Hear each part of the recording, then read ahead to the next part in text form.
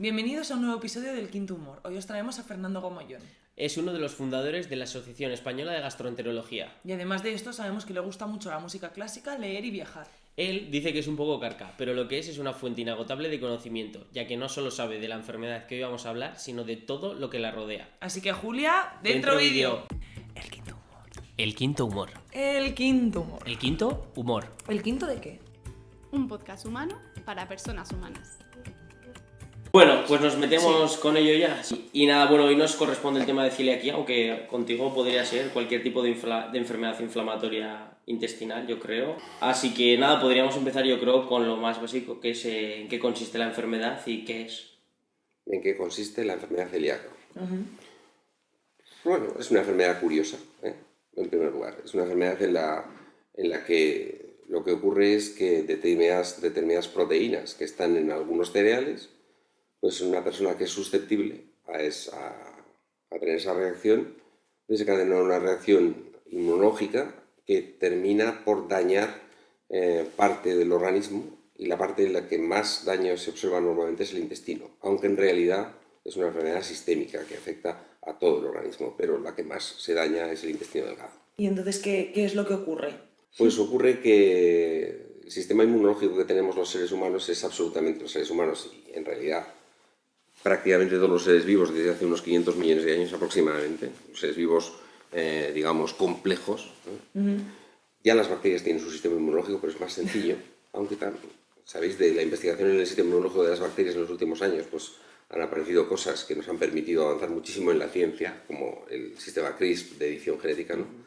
Que en realidad es bacteriano.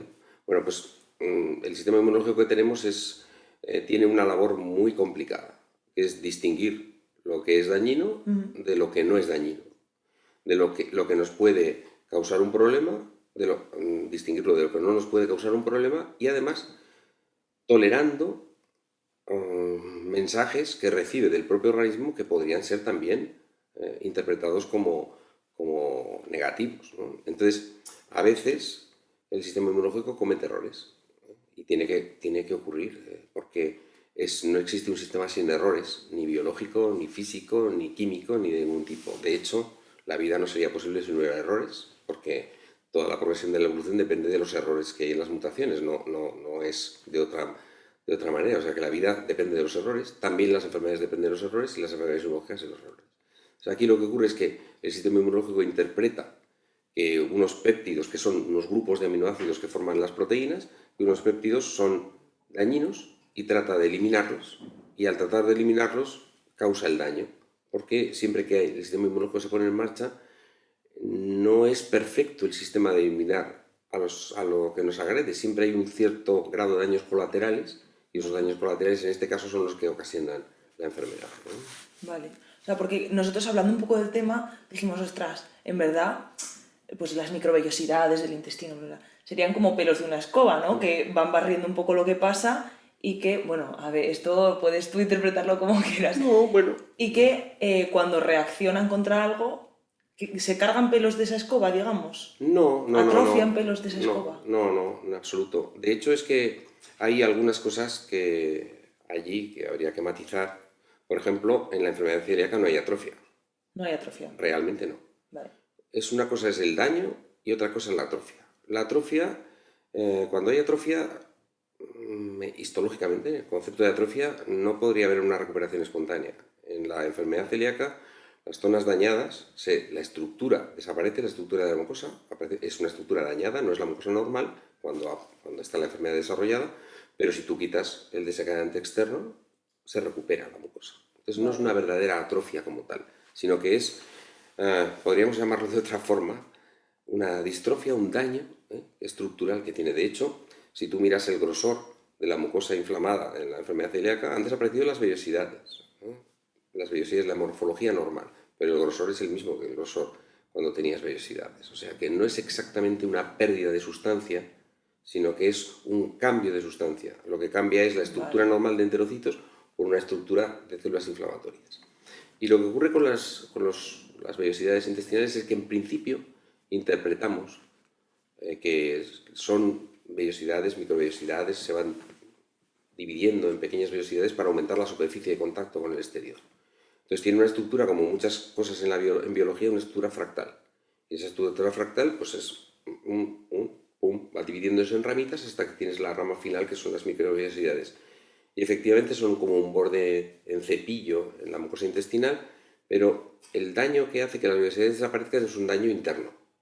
O sea, lo que pasa es que los enterocitos son destruidos por linfocitos citotóxicos que están dirigidos por el sistema inmunológico. Entonces no es el daño externo, es un daño interno. Sí, desde dentro te cargas ese cepillo. Exacto. Entonces vas destruyendo y en el proceso de reparación que habría normalmente no funciona tan bien, igual de bien. O sea, esto tenéis que fijaros en que en el proceso de inflamación, en el mismo momento que empieza una inflamación, que teóricamente es un mecanismo de defensa, en ese mismo momento el organismo, los mecanismos de inflamación automáticos ya saben que va a haber daño y en el mismo momento que empieza la inflamación empieza la reparación. O sea, hay caminos allí, caminos de destrucción y caminos de reparación desde el principio. Entonces, en algunas enfermedades falla más que hay mucha destrucción. En otras falla que no hay una buena reparación. O sea, por ejemplo, la diferencia entre un úlceroso duodenal y un no úlceroso duodenal es que no cicatrizas la lesión. O sea, si yo tomo una biopsia del bulbo duodenal y a la mañana siguiente repito la endoscopia, no encuentro la cicatriz. Sin embargo, en el ulceroso duodenal, la úlcera permanece porque no es capaz de repararla. O sea, el mecanismo a veces de lo que vemos como un daño no es tanto dependiente de la destrucción como de la falta de reparación. En la celíaca sí que hay varios grados de destrucción y varios grados de intensidad, pero sí que la destrucción de la mucosa viene de dentro y al destruirse no se termina de reparar bien, mientras el mecanismo inmunológico alterado sigue en marcha.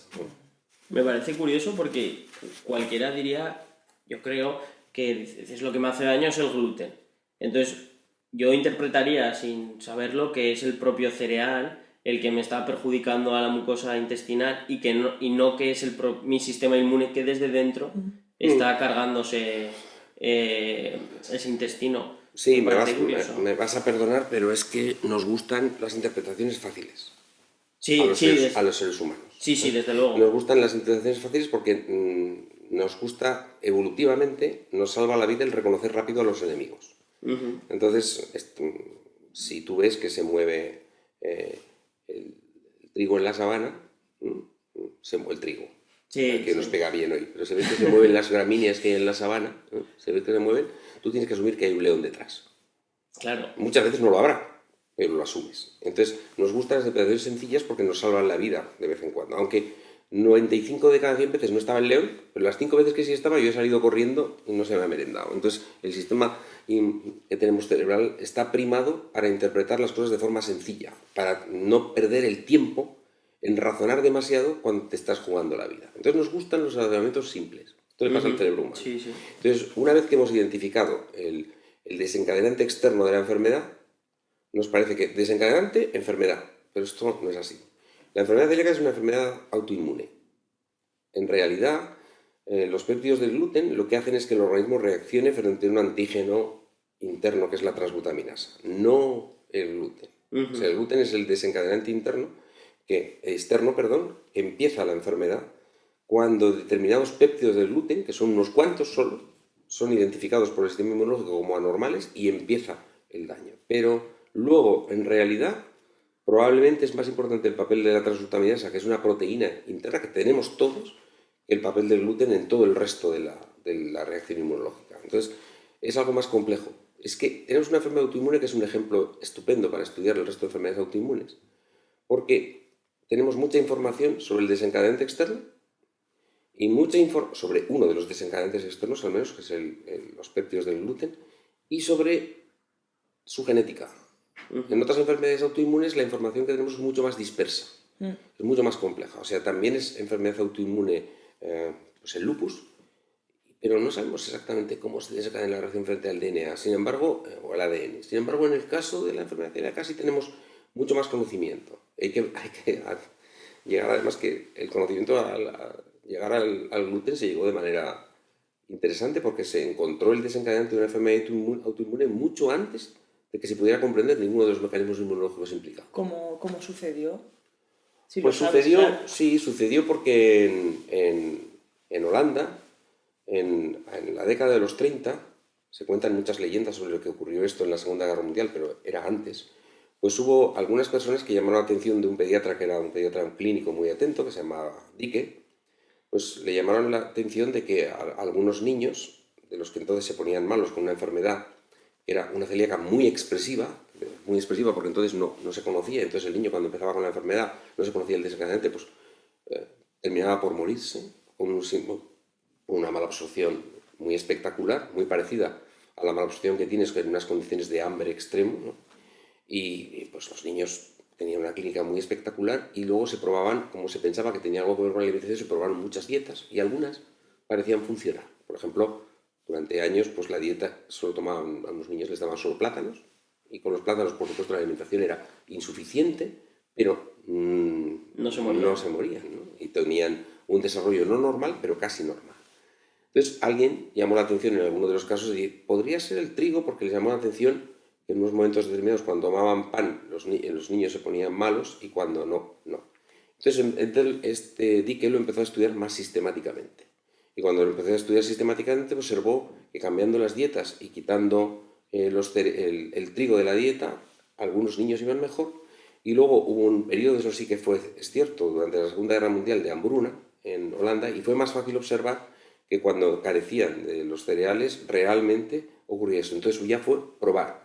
Y fue probando y efectivamente cuando quitaba el trigo de la dieta de los niños, que entonces eran, como digo, casos muy espectaculares, pues apareció. Y luego empezaron a hacer análisis de qué podría ser en el trigo, porque coincidió que junto a Dicke en Holanda pues había algunos bioquímicos, como el que da el nombre del test de Van de Kamer, y otras gente más que le ayudó a encontrar qué parte del trigo podría ser. Y entonces encontraron que parte de las proteínas del trigo era el desencadenante, que se llamó entonces fracción 3 era el desencadenante de la enfermedad y no eran ni otros componentes del trigo.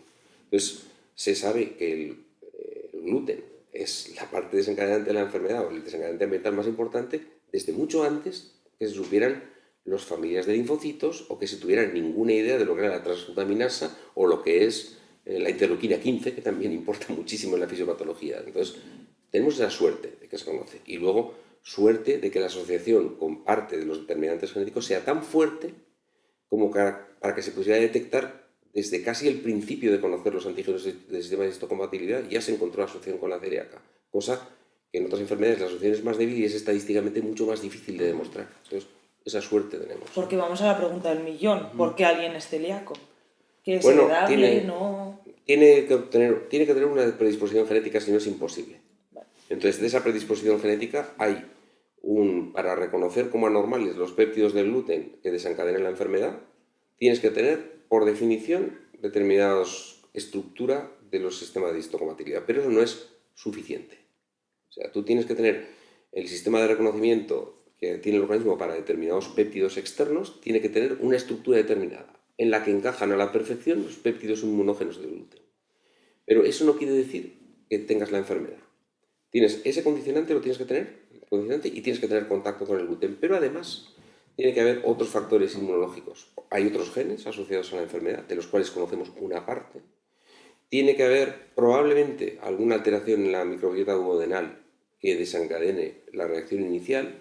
Y luego tiene que haber alteraciones en la capacidad de respuesta inmunológica que tienes, que alcance un umbral suficiente para que se produzca el daño tisular. Entonces, tiene que haber varias circunstancias en las que influyen factores genéticos y ambientales en una interacción dinámica, aunque tengas el condicionante externo y el interno.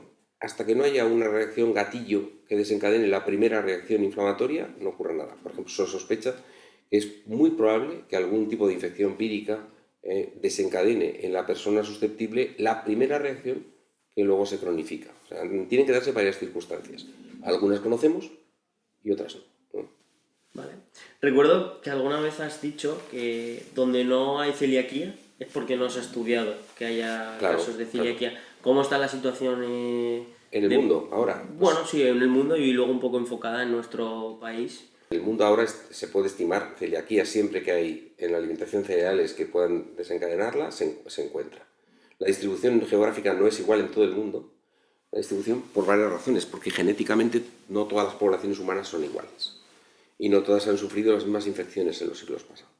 Por ejemplo, es muy probable que tengamos celíaca y otras enfermedades autoinmunes más frecuentes en los países, digamos, de estirpe occidental europea, porque en Europa es donde en el siglo hace relativamente poco, desde en términos evolutivos, tuvimos las epidemias de peste que diezmaron y causaron la muerte de 2/3 de la población en el siglo XIV y de una proporción del 20, el 30% de la población en el siglo XVII, por ejemplo. Entonces, esas epidemias de peste seleccionaron a poblaciones que eran inmunológicamente más hábiles para defenderse de Yersinia pestis, pero tal vez demasiado hiperreactivos para el contacto con otras cosas. Quizá un poco intolerantes a su propio... Y solo un factor, porque es un factor que selecciona. Entonces, hay otros factores ambientales que influyen, la cantidad de trigo que se ha ido tomando, si el trigo ha formado parte de la alimentación o no, etcétera, etcétera. Entonces, no es uniforme en el mundo. Pero cuando la buscas, en muchos países hay celíaca y la incidencia viene a ser el 1% más o menos. En España ahora pues estamos en el 1, 1,2, depende de cómo hagas el estudio.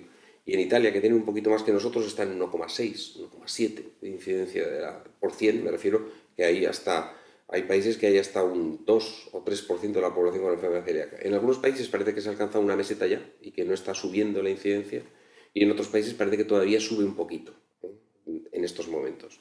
Y luego hay zonas del mundo, por ejemplo el Sáhara Occidental, pues tienes la tasa más alta del mundo de celíaca. No sabemos qué factores de selección han influido en esa población, pero tienes una tasa muy alta. Pero depende mucho de la zona.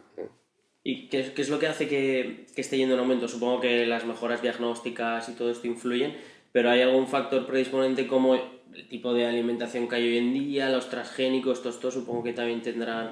Y los transgénicos, ¿no? Los transgénicos no tienen nada que ver con este asunto. Pobres transgénicos, al revés. Si los transgénicos se dejaran se dejara producir trigo transgénico, pues podríamos darles trigo a los celíacos que no es causaría problemas. O sea, la Unión Europea en los transgénicos es una especie de inquisición antigua. No es con los transgénicos. Sí que tiene que ver con muchos factores. O sea, ahora todas las enfermedades autoinmunes son más comunes porque hemos cambiado el ambiente en el que nos desenvolvemos los seres humanos. Y hemos cambiado muchas cosas. O sea, atribuirla a una no es sencillo. Tenemos menos infecciones. El tener menos infecciones hace que nuestro sistema inmunológico sea distinto. Hemos perdido el contacto con muchos gérmenes que son positivos para nosotros, o que eran positivos para modular nuestro sistema inmunológico. O hemos perdido o hemos reducido el contacto. Por ejemplo, conservamos los alimentos en frigoríficos. Si tú conservas los alimentos como se hacía antiguamente, con sal o con nitratos, pues tienes mucho más cáncer de estómago. Pero tendrás menos enfermedades autoinmunes que si lo conservas en frigoríficos, porque entran más bacterias y otro tipo de bacterias distintas. Las bacterias que nos llegan al intestino y que cambian nuestro comportamiento inmunológico son diferentes. Nos lavamos los dientes y antes no. Tenemos muchas costumbres que nos parecen ahora normales en el siglo XX, XXI, que estamos ahora, que parecen normales desde mediados del siglo XX y que antes no existían. Muchos más factores, sí que la alimentación ha cambiado, pero ha cambiado en muchos más factores de los que uno piensa. Por supuesto que tomamos ahora muchos más ultraprocesados que antes, grave error. En la sociedad cambian muchas cosas que pueden influir. Usamos antibióticos y antes no. Pues, por ejemplo, todas las bacterias que tenemos en el intestino en muchas personas jóvenes han sido sometidas a la presión de los antibióticos y han cambiado.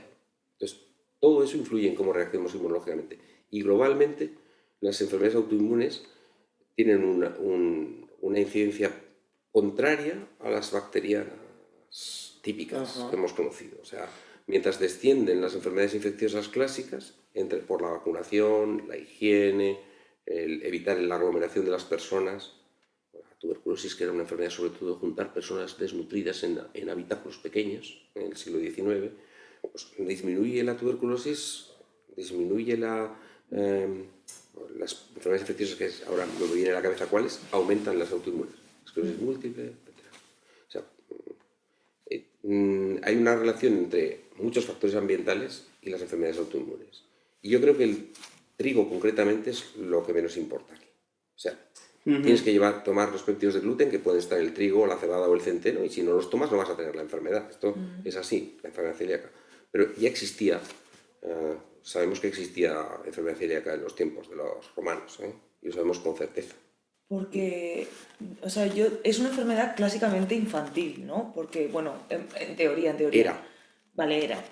Porque claro, yo ahora sí que conozco a gente que le han diagnosticado Bueno, adulta. era claro. Bueno, esto es una... Pero es lo que has dicho tú, tiene que pasar ese umbral de No, pero esto daño es para No, manifestarse. no. Normalmente tarda un poquito más en manifestarse porque no, se manifiesta después de introducir el gluten en la dieta. Entonces, el gluten en la dieta muchas veces no se introduce hasta los 6-7 meses y luego tienes que alcanzar el grado de lesión para tener los síntomas, el grado de lesión X, y no todos los pacientes que tienen la enfermedad tienen síntomas.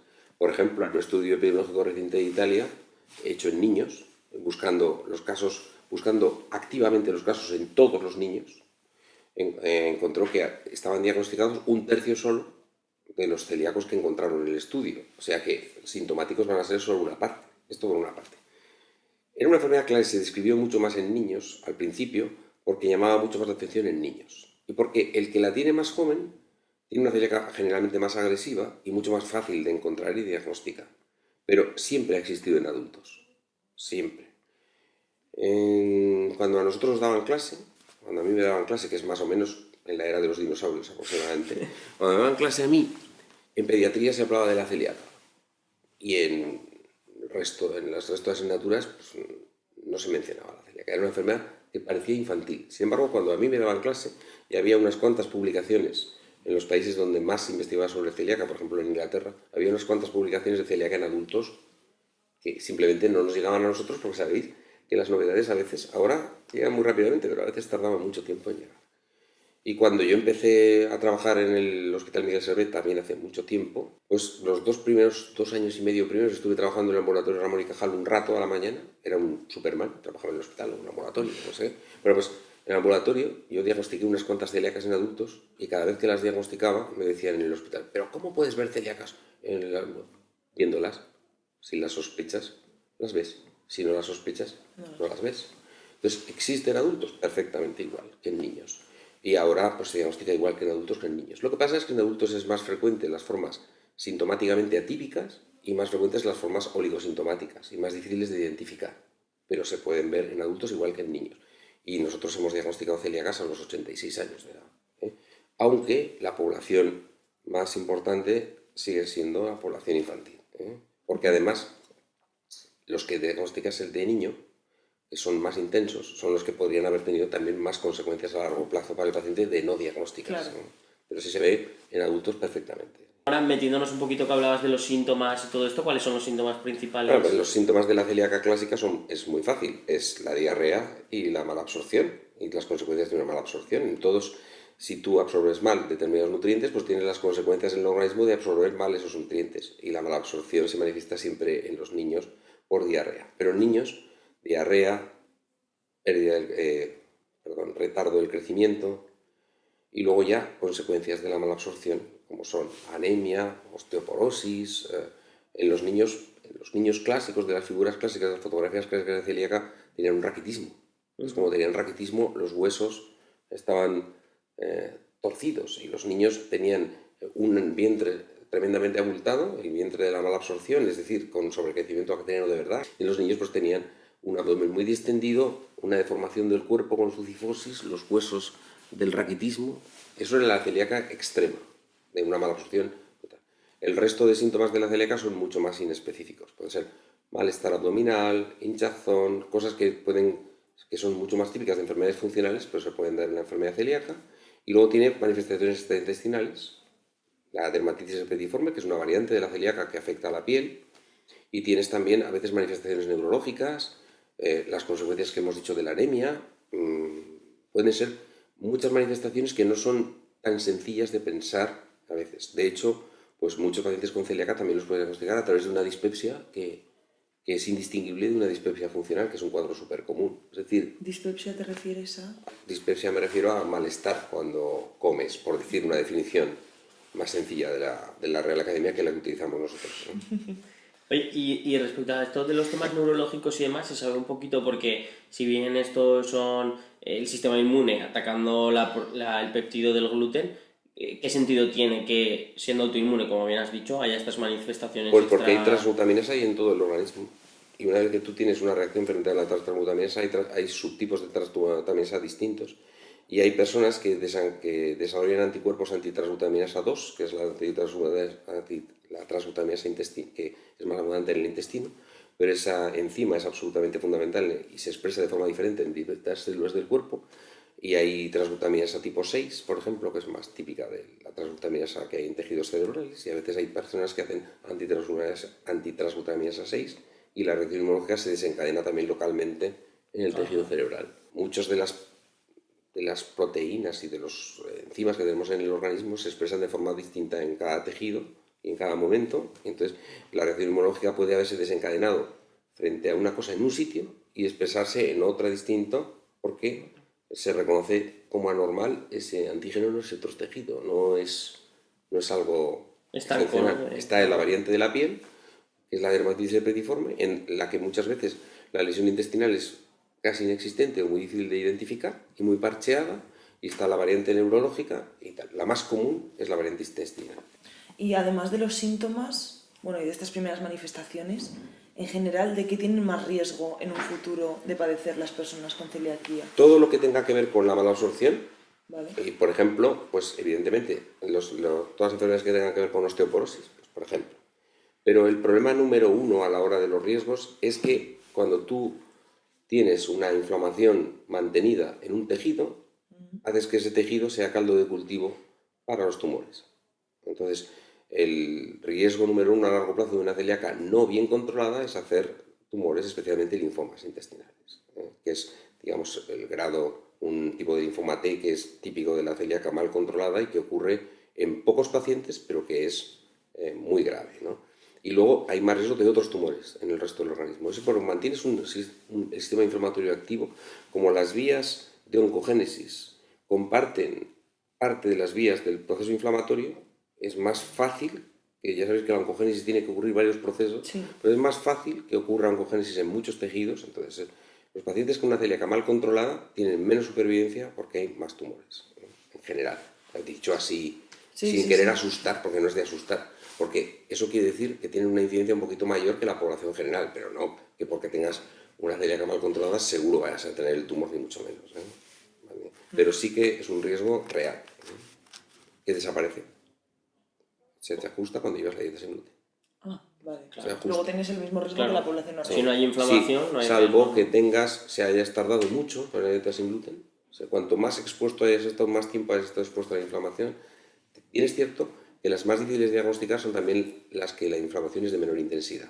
Entonces, Claro, ahí se juega un poco. claro, se juega un poco que tampoco hay que pensar, tengo una celíaca, seguro que me va a pasar esto. No. ¿Y los que tienen menos síntomas cuando comen gluten también es de menos intensidad? O sea, No no tiene nada que ver. relación ahí. No, nada que ver. Porque claro, luego están estas personas celíacas que como no tienen casi síntomas al tomar gluten, hay veces que se lo toman muy a la ligera. Yo conozco, ¿eh? Sí, claro, mal. Y claro, Mal, porque pero el problema es porque que no lo ven tan... el problema es que no hay una buena correlación entre síntomas y lesión, ¿eh? Entonces, tú puedes no tener ningún síntoma y tener una lesión avanzada en el intestino, y puedes tener síntomas y los síntomas no tener nada que ver con tener lesiones en ese momento, ¿no? La correlación síntomas-lesión no es ni mucho menos perfecta, excepto en los extremos, como pasa siempre en cualquier enfermedad. Pues desde ese punto yo creo que es importante recalcar que ser celíaco no siempre se asocia a una diarrea o a comer gluten a una diarrea, que es importante que la gente sepa que el simple hecho de ser celíaco, aunque no hagas muchos síntomas, ya es un impedimento para tomar gluten por lo que pueda conllevar. Aquí, primero, la causa número uno de diarrea son los trastornos funcionales, no la celiaca. Y esto es que por cada celíaco que diagnostiques vas a ver 50 trastornos funcionales, o sea, que incluyen pues, el síndrome de intestino irritable, la dispepsia funcional, etcétera, etcétera. O sea, la causa número y la diarrea de origen funcional no es ni mucho menos la celíaca la causa en frecuencia número uno. Pero si eres diagnosticado de una enfermedad celíaca, debes dejar el gluten. Punto. Porque hoy en día, aunque hay muchos experimentos en varios subtipos, 10 áreas distintas de tratamientos diferentes, la única manera de tratar correctamente la celíaca hoy en día es la dieta sin gluten. Y dieta sin gluten es dieta sin gluten. No hay aquí medias tintas. Que un día, si sales de la dieta porque te has despistado y te has tomado una cerveza y no te has acordado de pedirla sin gluten, pues tampoco tienes que ir a fustigarte ni a rezar al pilar diciendo he hecho esto. No, o sea, no hay no pasa absolutamente nada por tener una excepción. O sea, no hay que ser tampoco maximalistas, pero tu dieta de todos los días ha de ser sin gluten.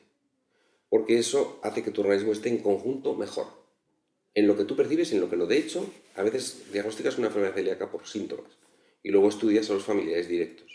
Y entonces diagnosticas a algunos asintomáticos, teóricamente sintomáticos. Le pones la dieta sin gluten y el paciente unos meses después dice, nunca había estado bien. Luego hay otras cosas distintas. Hay que tener en cuenta que el cerebro humano es muy potente. Muy potente y que somos todos muy sugestionables. Sí, De sí. eso vamos a hablar. Pero primero, ¿cómo se diagnostica una enfermedad celíaca? Bueno, la enfermedad celíaca hay que diagnosticarla siguiendo como es difícil a veces separar una persona normal, una persona que no tenga la enfermedad de la enfermedad, siguiendo unos criterios fijos. Son los criterios de Katasi que te hacen muy fácil el diagnóstico. Tienes 5 criterios, la persona que cumple 4 de los 5 criterios es una enfermedad celíaca y la persona que no, no. Y entonces, para esos criterios tienes el que mejore los síntomas que tiene con la dieta sin gluten, el que es un criterio subjetivo y que debe estar acompañado siempre de otros, el que tengas los anticuerpos típicos de la enfermedad en sangre, el que tengas, que se puedan demostrar con los análisis correspondientes, es que tengas la predisposición genética a la enfermedad, el que tengas síntomas compatibles con la enfermedad, que sé yo, son 4, y luego el más importante es la biopsia intestinal diagnóstica de enfermedad celíaca. Este es el más importante. Entonces, entre esos, si tienes 4, seguro que tienes una enfermedad celíaca. A veces con 3 de los criterios hay dudas y hay casos muy difíciles en los que tienes que ir decidiendo según la respuesta, la evolución y algún factor más. Hoy en día se puede diagnosticar sin biopsia también, siempre y cuando se acepta si eres niño cuando te diagnostican, porque en adultos todavía no está validado del todo el criterio, aunque hay algunos estudios que han confirmado lo mismo que en niños. Si eres niño, tienes sintomatología típica de la enfermedad celíaca y tienes anticuerpos antitransglutaminasa más de 10 veces por encima del valor normal, la probabilidad de que en la biopsia tengas la lesión es muy alta. Que se acepta, cuando tienes 2 determinaciones, más de 10 veces por encima del valor normal, que se acepta el diagnóstico. Aunque a mí en adultos me sigue gustando disponer de la biopsia. Me sigue gustando disponer de la biopsia porque me permite valorar después en ese mismo paciente si lo necesito. Tengo una biopsia de referencia que me marca cómo estaba la situación al principio y me puede ser útil. Y porque me da una información muy sólida la biopsia. Entonces, a mí todavía me gusta la biopsia, pero puede porque sea yo un poco carca, pero me gusta la biopsia. Sabía que iba a ser en el por ahí. criterio. Aunque si una persona tiene unos anticuerpos antitransglutaminasa o antiendomísimo más de 10 veces por encima del valor normal, la probabilidad de que la biopsia nos marque que esto es más del 95%. Entonces tienes una seguridad casi completa. Y una vez diagnosticado, respecto al tratamiento, aparte de quitar el gluten, por supuesto, ¿hay algún otro tipo de tratamiento? Sí, al principio muchas veces sí. Porque al principio el paciente puede venir con déficits nutricionales que tienes que compensar. Entonces es muy frecuente que venga con anemia y tengas que compensarlo. ¿Vitamina D? Al principio puede necesitar, después el 90% de la población está tomando ahora vitamina D estúpidamente, no tiene ninguna razón de ser, simplemente es que se ha puesto de moda y que los niveles que se han definido como de normalidad están mal definidos, punto. Entonces ahora pues todo el mundo está tomando vitamina D, sobre todo es difícil encontrar una persona de más de 60 años que no tome vitamina D, pero desde luego si vais a mi consulta no encontraréis lo mismo. Quiero decir, pero al principio puedes necesitar vitamina D, puedes necesitar suplementos de calcio, puedes necesitar hierro, puedes necesitar ácido fólico. Hoy en día la mayor parte de los casos son poco sintomáticos y la mayor parte de los casos requieren poco tratamiento además de la dieta sin gluten. ¿Y cuándo se notan así los primeros síntomas? ¿Ya con una semanita de sin gluten ya? ¿Cómo mejoras? ¿Cuándo lo quitas? Puf. De forma... cuando lo quitas yo creo que mejoras de forma casi inmediata. Yo siempre cuento una paciente que tuve hace muchísimo tiempo, en el año 92. Me acuerdo del año porque es el de la Expo de Sevilla y porque la paciente vino a la consulta que me la mandó su médico de familia con sospecha ya dirigida. El médico de familia pensaba que podía tener una celíaca, a pesar de que otras personas habían dicho que no, que tenía una colitis ulcerosa. Y vino a la consulta, en el laboratorio Ramón y Cajal, y tenía una celíaca con unas 1,6 de albúmina, o sea, con una albúmina reducidísima en sangre y con unos edemas en los tobillos tremebundos. O sea, una celíaca muy expresiva. Tenía una diarrea muy intensa y estaba fatal. A mí me pareció tan clara que le dije, bueno, pues te hacemos la biopsia Y entonces lo que hice es citarla para la mañana siguiente en el hospital, sin esperar. Bueno, ¿qué pasa si te hacemos la biopsia mañana? Y una vez hecha la biopsia, como ya no se va a modificar en nada, dejas el gluten ya. Y le expliqué cómo había que dejar el gluten y tal. Una semana después fue a la expo, hizo todas las colas y se le había pasado, podía volver a ponerse sus zapatillas. O sea, la capacidad de recuperación del organismo a veces es impresionante.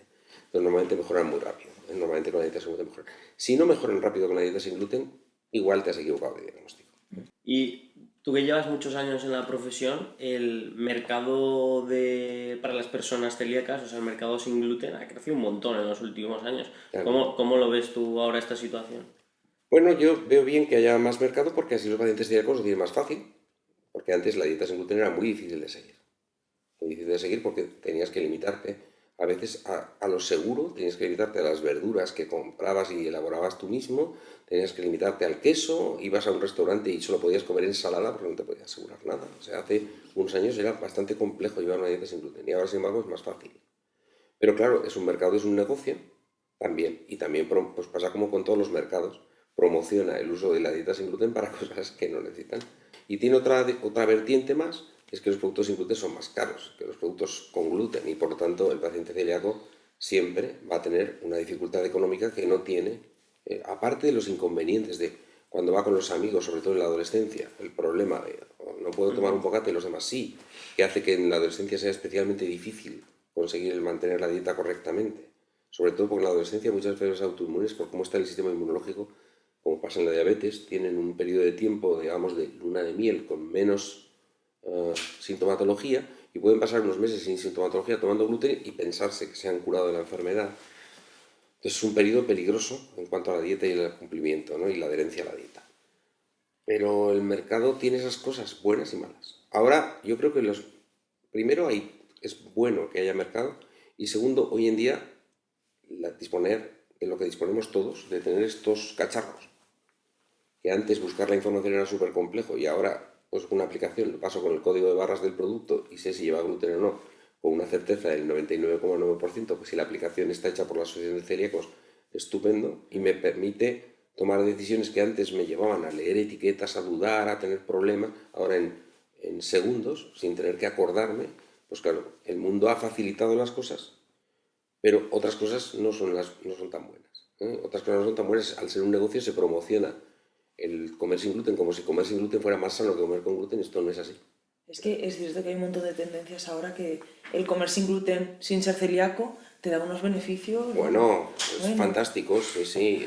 Pero vamos a ver, esto son las modas. Nos ¿Esto gustan... tiene alguna base? No, cero. Vale. Nos gustan a los seres humanos, como he dicho antes, nos gustan las explicaciones sencillas. Y de vez en cuando buscamos un malo. Y durante un tiempo el malo fue el glutamato, que fue el primero de los malos de los alimentos. Luego el glutamato no produce absolutamente nada, de nada, de nada. No tiene ninguna relación ni con las jaquecas ni con nada. O sea, la relación real con una enfermedad no existe. Pero durante unos años el glutamato tal. Y eso se ha quedado todavía. 1000 cosas que cuando haces el estudio controlado desaparecen del mercado.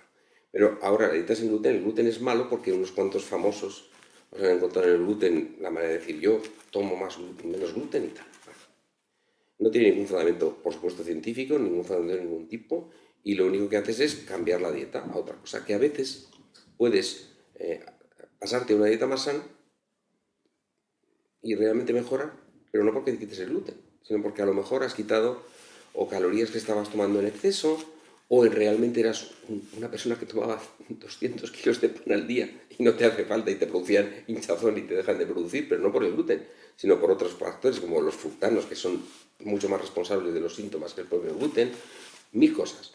Y luego, cuando nos creemos una cosa de estas, y cuando se lo cree la sociedad, la presión social hace que digamos, lo bueno sea esto. Yo soy guay si como sin gluten. Y esto es ser mucho más guay.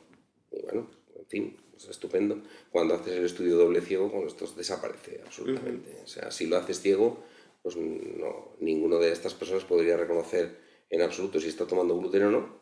Y no solo eso, sino que en su vida diaria no lo notarían ni lo notan en absoluto. Y esto está hecho, ¿eh? O sea, cuando los estudios doble ciego, desaparecen todas estas cosas. O sea, que no es una realidad que el gluten sea proinflamatorio, ¿no? No, Si no hay en ningún tipo de absoluto. celiaquía. Lo que pasa es que cuando hablamos de gluten o hablamos de cosas, la dieta es algo muy complicado.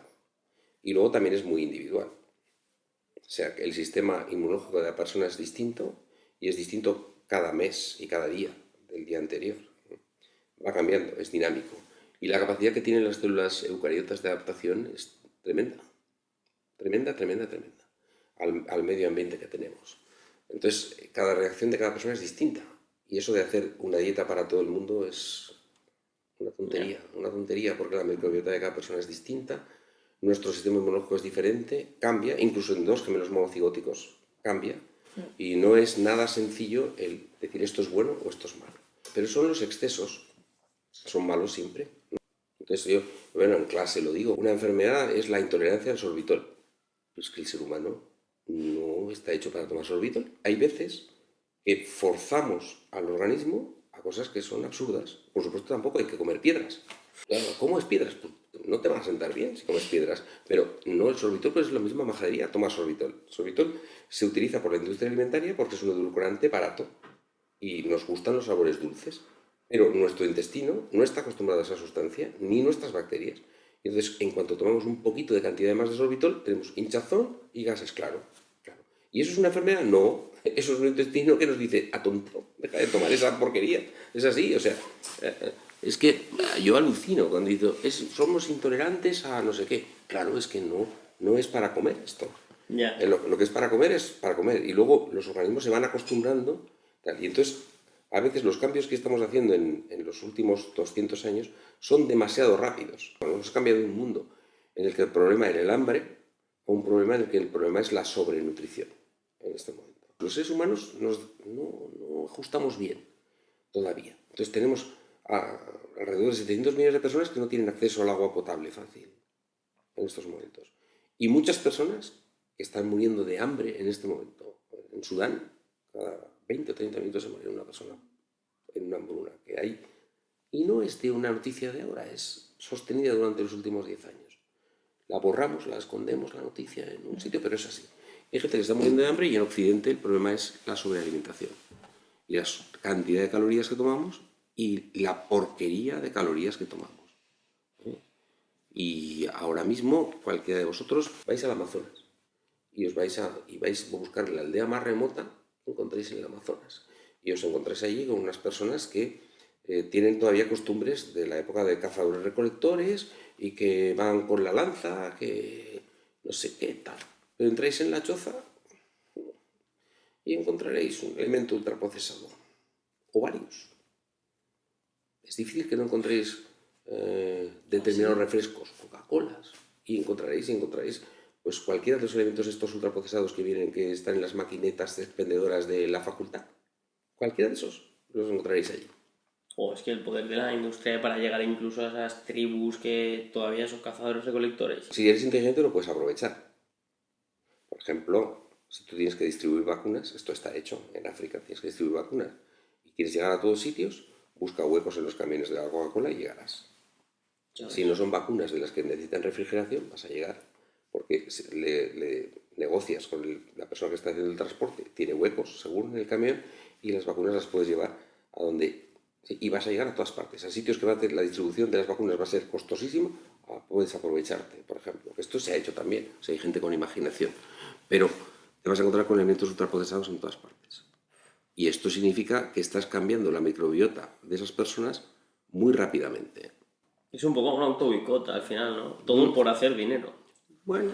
Porque como nos gusta lo dulce, metemos sorbitol. Sí, lo dulce tiene un problema de lo dulce y los ultraprocesados, no solo por su dulzor, sino por el resto de contenido que tienen, son adictivos. Sí. Tengo otra pregunta que no sé si va un poco con el tema o si sabría responder, pero es ¿por qué todo tiene trazas de gluten? No todo, pero a eso tiene una explicación.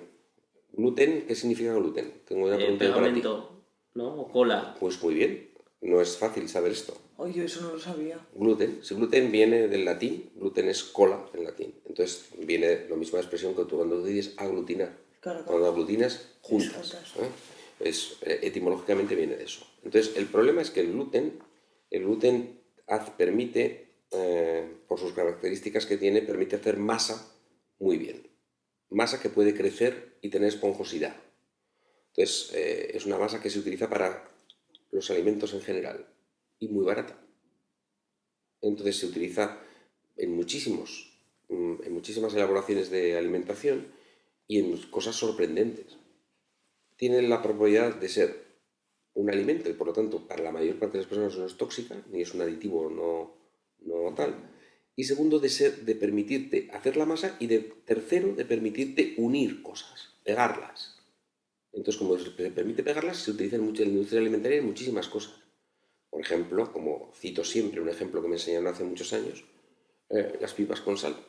¿Se pegan con gluten? Claro, si tú pusieras la sal y las pipas solas, Claro, no se la pegaría. sal estaría en un lado y las pipas en otro cuando no Anda. sobregas la cosa. Entonces, utilizas harina con pegamento porque la harina es un pegamento barato y alimentario. Y por lo tanto, no tienes ningún problema como aditivo. Entonces, se ha utilizado, tú estás un poquito la pipa con la harina que le sirve de pegamento. ¿Vale? Entonces, cuando el paciente está tomando pipas con sal, ¿cómo se puede imaginar que esté tomando gluten si no le has avisado? Pues está tomando gluten. Y luego, a lo mejor en la industria alimentaria, como en cualquier otra industria, tener cadenas independientes de producción es caro. Entonces, a lo mejor una misma cadena de producción comparte el paso del gluten, de alimentos con gluten, con otros, y entonces puede haber trazas. O sea, si tú, por ejemplo, estás produciendo, ¿cómo se diría yo? Si estás produciendo pastelería, el tener solo una cadena de montaje aislada de todos los componentes con gluten es muy caro.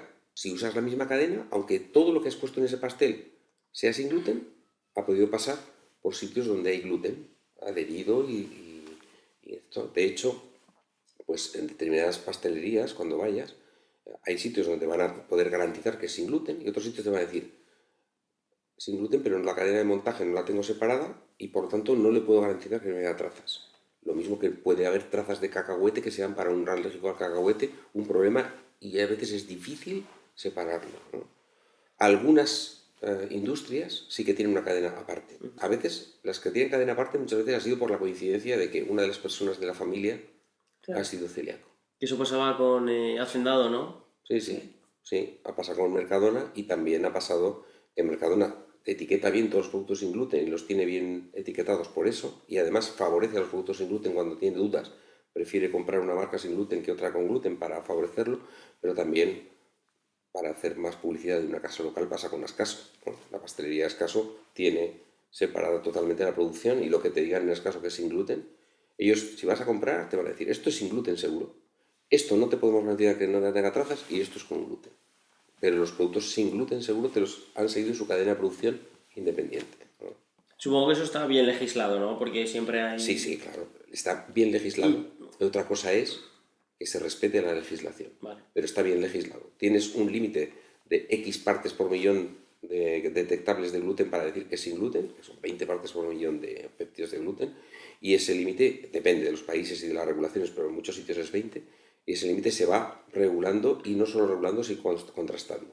Y además del contraste que hacen las autoridades alimentarias, o sea, las autoridades de la bromatología, de los veterinarios, que van vigilando la calidad de los alimentos, etc., las asociaciones de celíacos de los países, como son potentes y muchas veces contratan a laboratorios para validar lo que ponen las marcas.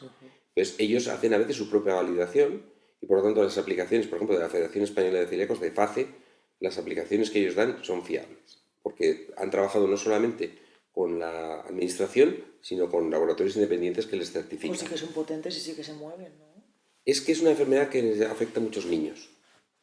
Entonces los padres, cuando les pasa a un niño y tienes que preocuparte de un niño, se portan de otra manera. Los seres humanos somos animales muy sociales y a veces creamos asociaciones que hacen un trabajo buenísimo. Sí, y en sí. España, sobre todo hace unos años, cuando el sistema sanitario atendía muy mal a los pacientes celíacos, las asociaciones eran clave.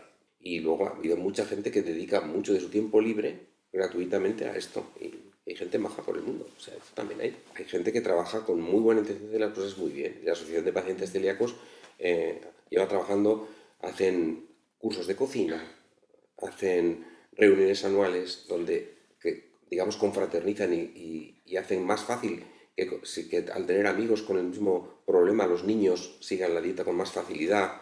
No, pero es una pasada. Yo he buscado en Zaragoza sitios sin gluten y es que tienes la lista de los sitios corroborados con lo que puede estar, Claro. o sea, es una pasada. Trabajan mucho y muy bien desde hace mucho tiempo. Sí, sí. Y luego en Aragón pues ha habido la suerte de la Asociación Celíaca. La presidenta fue durante muchos años Carmen Tricas, que desarrolló una labor ingente con muchas personas a su alrededor.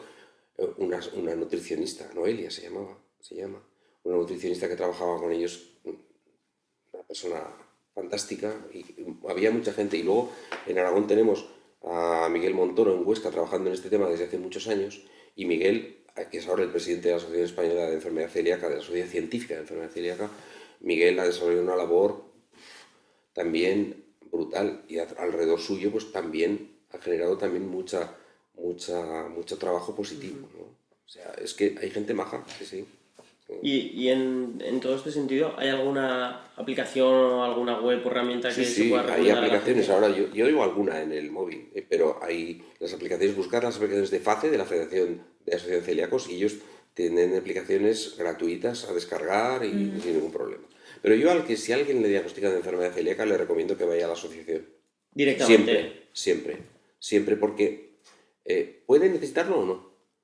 Puede que haga el primer contacto y luego no quiera ir. Esto ya es una decisión de cada uno, pero en general les ayuda. Porque lo de llevar la dieta todo el tiempo tiene sus intríngulis y te van a enseñar. Y luego te vas a sentir formando parte de un colectivo que tiene los mismos problemas que tú. Y a la gran mayoría les ayuda bastante. Y encima la Asociación Celíaca en España, todas las asociaciones celíacas están unidas en una federación y luego organizan de todo. O sea, el Congreso de la Sociedad Española de Enfermedad Celíaca es un congreso mixto, asociación, sociedad científica. Trabajan siempre juntos. También ha habido muchas personas en España que cuando la celíaca era poco conocida y se hablaba poco de ella, pues han desarrollado también mucha labor. Isabel Polanco, que durante años fue la pediatra de referencia de este tema en el Hospital de la Paz en Madrid, pues ha trabajado en esto horas sin cuento, o sea, horas fuera de su horario laboral sin cuento, y ha trabajado muchísimo con la asociación. Y lo mismo que Isabel, hay pues Eduardo Arranz en Valladolid, que es un inmunólogo que ha trabajado muchísimo sobre la enfermedad celíaca, o el grupo de investigación de la Mutua de Tarrasa, de María Esteve, y nuestro gran compañero que falleció hace poquito por una desgraciada enfermedad, que es Fernando Fernández Bañares, que han sido un grupo líder en la investigación en el mundo de la enfermedad celíaca. Entonces, todo eso ha creado digamos, una red de contactos que favorece mucho el poder vivir mejor a pesar de tener la enfermedad. Porque yo creo que ya por ir acabando un poquito, me apetece preguntarte, o sea, me queda así porque yo siempre que digo celíaco, vaya putada, se acabó la cerveza. ¿Qué es lo primero que te suele preguntar un celíaco cuando es diagnosticado? No sé. ¿O cómo reaccionan? Es una pregunta difícil la que hacéis y fácil a la vez. Los pacientes prácticamente todos reaccionan de forma muy parecida cuando te diagnostican una enfermedad crónica. O sea, cuando les adviertes una enfermedad que en estos momentos curarse no la vamos a curar y que vas a poder llevar una vida normal pero con unas condiciones de tratamiento. Y esto me pasa todos los días con la enfermedad inflamatoria intestinal, exactamente igual que me pasa con esto. Pues tienes una reacción compleja. Al principio de negación, no tengo esta enfermedad, y no será un error.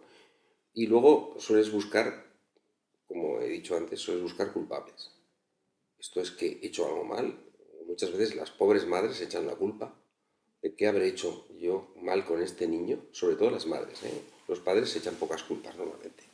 Hoy es posible que sociológicamente esto cambie y los padres sean más sensibles con el tiempo, pero en general es la madre la que se echa la culpa. Sobre todo si diagnosticas al paciente en la adolescencia, ¿y qué he hecho mal? ¿Y qué tal? ¿Y qué cual? Entonces tienes que explicar claramente que las enfermedades no son culpa de nadie, nunca. Que no hay que buscar culpables, sino que lo que hay que buscar es soluciones, ¿eh? No hay que mirar atrás, además, porque lo que hayas hecho, aunque tú fueras culpable, que no es el caso, lo que hayas hecho ya no tiene remedio. Es absurdo. Dio un discurso en una universidad americana el otro día, George Roger Federer, un discurso fantástico, ¿no?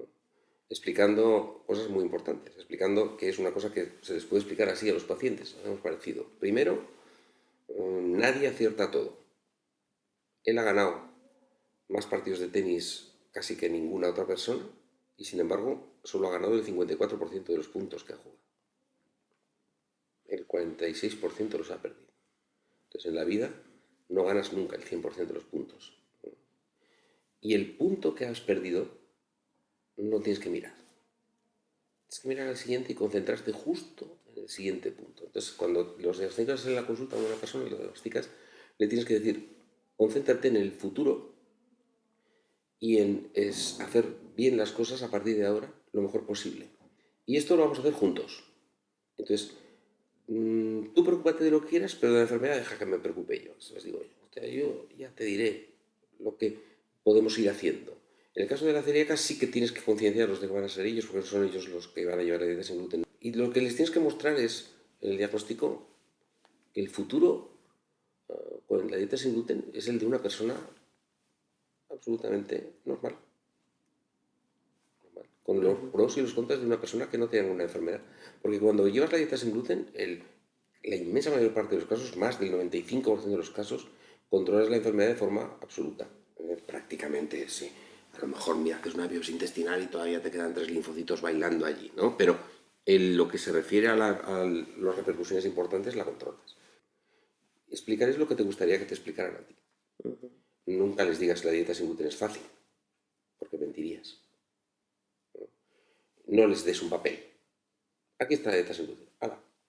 Por ejemplo, bollería no puede tomar porque no sé qué. Ya está, una lista. ¡Hala, hasta luego! ¿Volverá usted el año que viene? No. Luego tienes que darle un anclaje al paciente, un sitio donde pueda agarrarse. El primer día que le diagnosticas no va a entender gran parte de la explicación.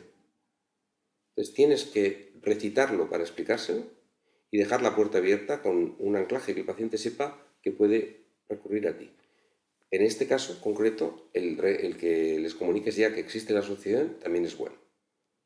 Pero en las asociaciones tienes que decir que existe, cómo acceder a ella, pero no tienes que acceder tú. Tiene que sentirse libre de acceder y con ganas de acceder y de contárselo al resto de las personas. Y no siempre les gusta o no siempre se sienten capaces en ese momento.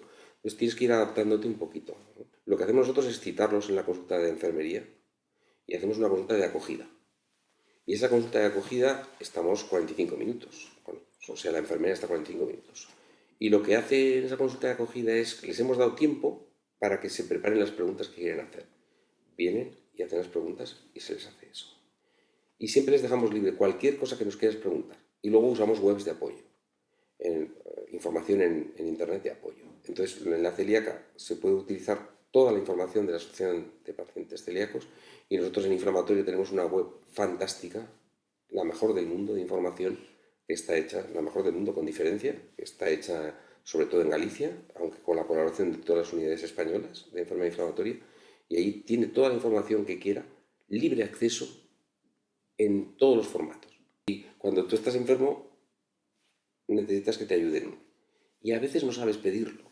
Pero cuando te diagnostican una enfermedad a los 15 o 16, para la persona en concreto es muy, muy traumático. Una enfermedad crónica, muy difícil. Porque es un momento en el que estás desarrollando tu personalidad, tu independencia personal, estás independizándote, llegando a tener tu propia vida. Es dificilísimo. Entonces, claro, en ese momento necesitas apoyo, pero a veces no te das cuenta de cómo lo necesitas. Entonces, ahí es donde los médicos tenéis que actuar mucho más que en recitar esto o aquello, que eso se aprende relativamente fácil, pero en el que ser capaces de apoyar también, y a veces el apoyo consiste en dar simplemente decir, llámame cuando quieras. Ya está. Bueno, Fernando, pues con esto teníamos dos preguntas que hacemos siempre al final, que una es qué reflexión lanzas a la población, que yo creo que queda más que cubierta con esto, y sobre todo esta parte humana también que intentamos mostrar con el podcast y con las entrevistas. Y la otra pregunta que tenemos es ¿cómo resumirías toda tu profesión, toda tu vida médica en una palabra? En una palabra, toda la profesión. Sí, un poco el devenir de tu profesión. Yo la palabra que más me gusta para el devenir de mi profesión es amistad. Amistad, wow, qué bonito. Amistad con muchos pacientes y con muchos colegas. de estas personas que yo defino un poquito como amigos tuyos cuando los ves y realmente te alegras, cuando los ves y lo primer impulso que tienes es ir a abrazar a esa persona, entonces eso sí que no te engaña, no es nada, el primer impulso que tienes es este. Pues tener colegas que han trabajado conmigo más de 30 años, pues eso es único. Yo creo que yo tuve muchísima suerte de tropezarme con Ricardo Sainz en el momento que me tropecé con él y con las personas que estaban trabajando con Ricardo Sainz entonces, que eran internos suyos, como Miguel Montoro. Y luego, de quien más he aprendido es de residentes míos. En inflamatoria, a mí, la mayor satisfacción es ver las pacientes que vienen con sus hijos que han tenido después de pensar que nunca los iban a tener, por cómo estaban. Entonces, que te vienen a enseñártelos, todo contentas. Entonces, la fiesta en la consulta, porque vienen con el niño pequeño a decirte tal, nunca me lo dejan robar, pero el niño pequeño. Y la otra satisfacción es ver, la más importante de todas, es ver que los residentes que han aprendido contigo lo hacen mejor que tú. Esto ya es el colmo. Y ahora cuando da una conferencia a Santiago, o Beatriz, o Raquel, por decir 3 personas, o Carla, que está trabajando conmigo esta mañana, cuando veo cómo dan una conferencia a ellos y veo que son mucho mejores que yo, digo, ostras, esto vale la pena porque sé que los pacientes que están llevando ellos están beneficiándose de lo bien que lo hacen estos, que es lo más bonito. Muy bien, pues si te parece, Fernando, lo dejamos por aquí. Yo creo que ha sido una charla súper completa. Muchísimas gracias por venir. Yo tenía muchas ganas de hablar contigo personalmente, porque me gustaba mucho pues, cuando te he escuchado cómo hablabas. Así que gracias por animarte a venir. Pues yo, encantado. Ya lo siento el haberos hecho esperar, porque a veces uno no puede llegar a donde todo lo que quiere, pero... Sí, pero al menos finalmente hemos No, hecho... no, y las veces que queráis, yo encantado. O sea, no tengo ni problema. Voy a parar un poco todo, que está echando... Uy, algo me ha dicho mi mujer. ¿Qué? Que no me conoce. ¿Qué ha dicho? ¡Loro! Vale. Es que, para servir para aguantarme tantos años, la pobre...